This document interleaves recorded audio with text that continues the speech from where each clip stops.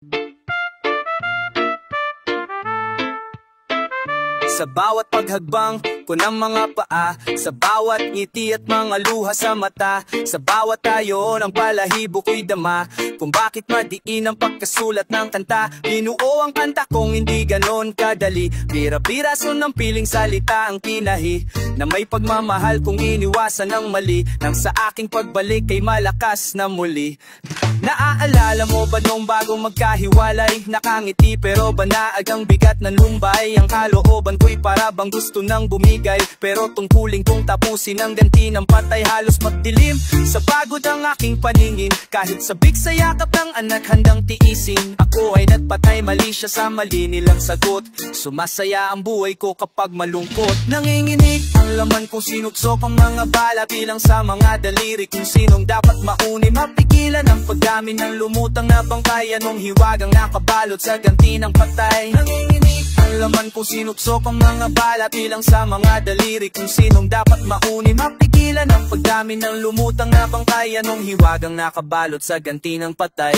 Tagtag ang isipang iukikil ang sagot, sasabay pa ang pagdapo ng minsanan kung pagod. Imahinasyong malikod, baka kulang sa sundot. Bad trip, umuulan na pero parang tagtuyot. Ako'y gagala-gala muna para di mainip, maghahanap sa kasalubong kung pareho ng trip. Magkita-kita sa mata kahit sumabit sa jeep, di baling sigawan ako, wag lang tawagin na buong puso ko kung sagupa ang taas ng mga alon. Sinalubo mag-isa kahit na mabigat ang hamon, di alintana ang dugo ang katawan ko na bumangon. Saksi sa harap mo'y mga bangkay na tumilapon. Tagagtak ang butil-butil na pawis ng bano, ang yayabang umasta hindi naman kano. Inaaral ko yung laro, patawa-tawa sa enigma, steady alam kong sodang baraha.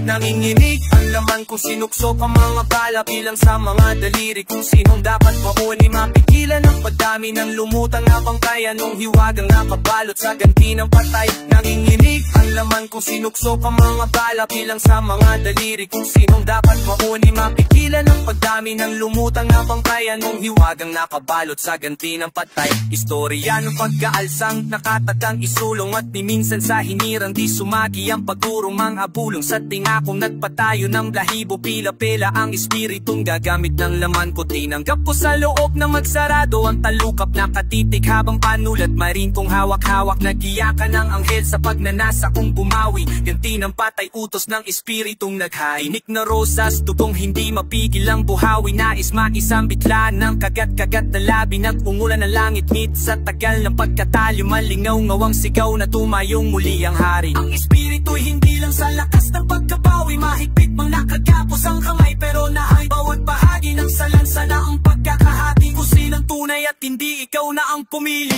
Nanginginig ang laman kung sinuksok ang mga bala, bilang sa mga daliri kung sinong dapat mauna. Di mapigilan ang pagdami ng lumutang na bangkay, anong hiwagang nakababalot.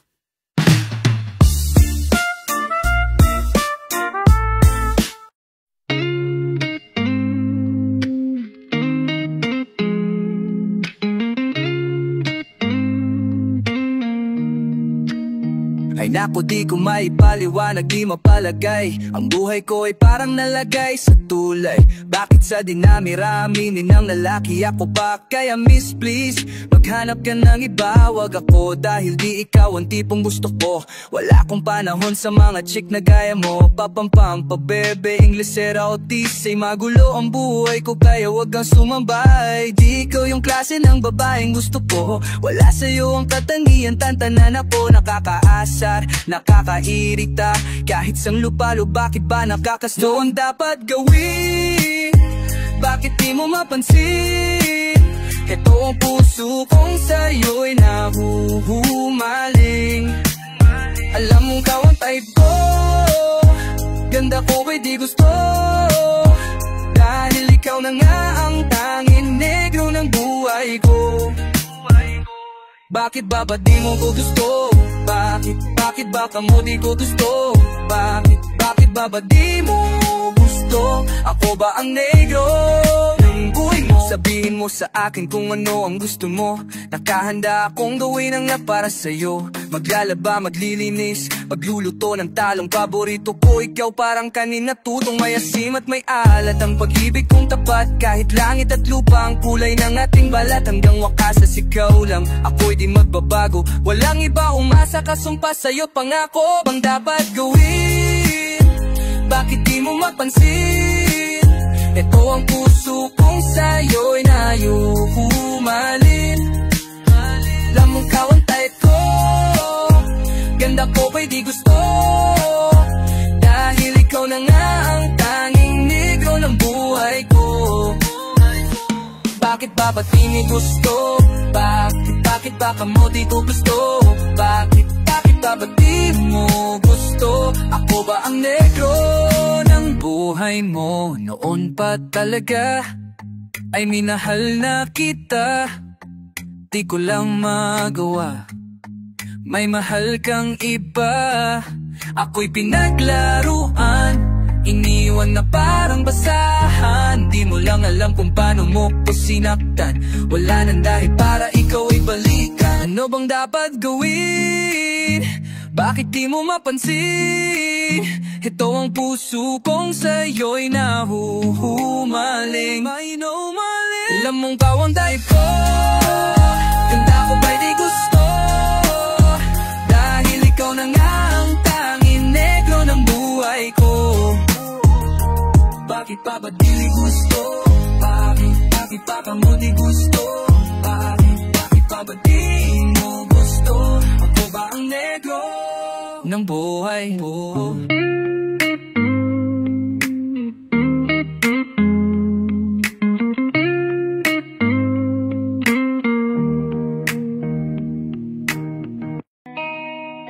Sa pag-angat ko ng bandilang iwinawagayway, simbolo ng tagumpay na sa tinang mga kamay. Nabigyan ng katuparan pangkalatang mithiin.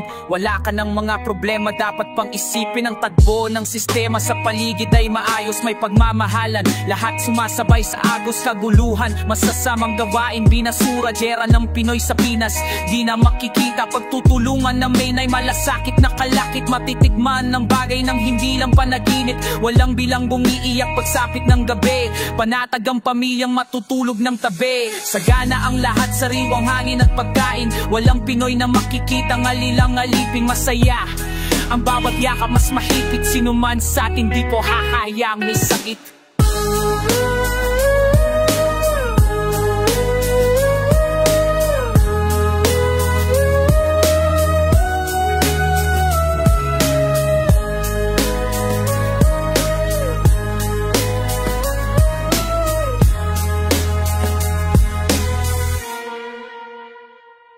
Tagumpay, kay tagal na panahong hinintay. Di pirong sakripisyo bago na pa sa kamay. Halos ibuhos ko lahat na sa'kin ibigay. Makamit lang kahit sariling buhay ko iaalay. Dugo pawis at ang pampihirang karunungan. Sigaw ng mga taong nagbigay lakas sa laban. At ang ilang paratang ng mga maling unawa. Mula sa umpisa walang lubos na nagtiwala. Dahil kahit isang puta walang napos. Sa pagsusulat ko na ng lahat ay ibinuhos. At ang hindi inaasahang biglang pagbabago, pagpagdalang pagdianigma ay bumuhos ang respeto. Kabi-kabila ang mga taong sumasaluto. Doon ko naramdaman sarap kung paano irespeto. Kaya't sa inyo po'y buong puso kong iaalay. Tunay na tagumpay ay ang pagmamahal niyong tunay.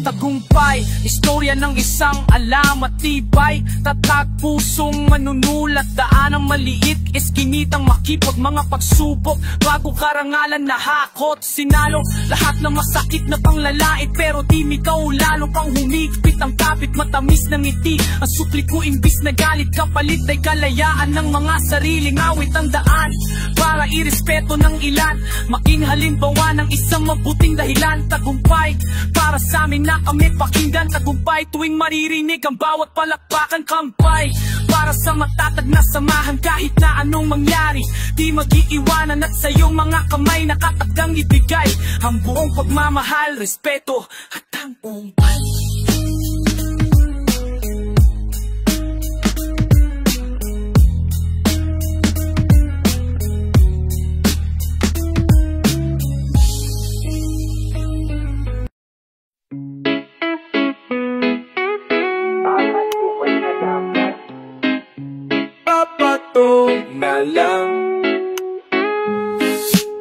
Pahingahan ng isipan upang maunawaan ng bawat katagang na dahan-dahang bibitawan. Ako'y pakinggan ng kwento ko'y isalarawan. Kung interesado sa tagang kinabukasan, isa ka patol sa taong meron ding pangarap na di matupad kahit anong pagsusumikap. Huwag mong ipilit kung baluktot ang pangungusap, hindi hadlang kung isinilang kang mahirap. Ang angatuwiran hindi magandang dahilan, sasabihin mo mababang iyong pinag-aralan. Kalokohan pag gusto gagawa ng paraan, subukan mong magbago ang shabu iyong iwasan. Inmulat ang mata, isipin mo ang iyong pamilya. Paano ang umaga kung lulong ka na sa droga? Hindi pa huli upang baguhin ang sarili, at laging tandaan na sa huli ang pagsisisi.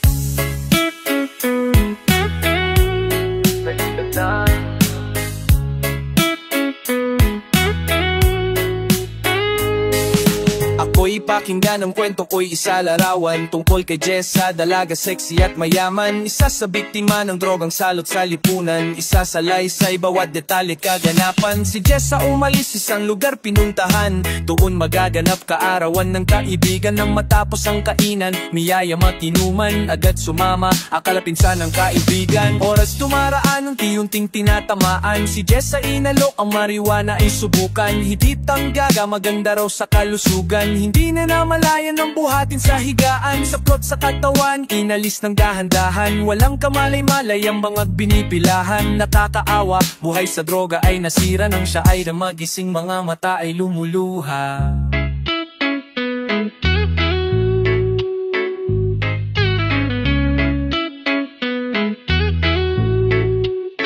Ikaw naman ang kwento tungkol kay Isabelo. Magandang buhay, isang iglap biglang nagbago. Magulang nagsumikap, maibigay ang gustong ko. Sumunit nang magtapos, big time natulak ng bato. Linggo ang nagdaan sa TV ko na balitaan, natakpo ang patay, putol-putol ang katawan. Pangarap ng magulang sa anak biglang naglaho, parang gusali tinayo biglang gumuho. Masistemang ganto, paano ba malulunasan? Anong gagawin upang hindi mapamamarisan? Mga bagong kabataan na nakatikim ng droga sa panahon na laganap ang shabu at marijuana. Pukso ay iiwasan, demonyong kaibigan, huwag padadala isipin ang kinabukasan. Maling kahapon na ginawa ay kalimutan, ang bawat hakbang maraming beses pag-isipan. Bakto mo na lang ron,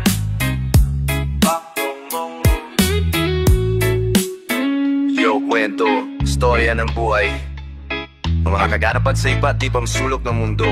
Paulit-ulit, nangyari na, nangyayari paulit. Sana kahit sa kaperasong talang kahon, mayo na ang sarado pag-isip ng iba. Payong kaibigan lang, tumaan na tayo dyan. Kaya ko, kaya mo, kaya niya, di ba alam na natin ang resulta? Ano pa ba? Tigil na. Kaya ko,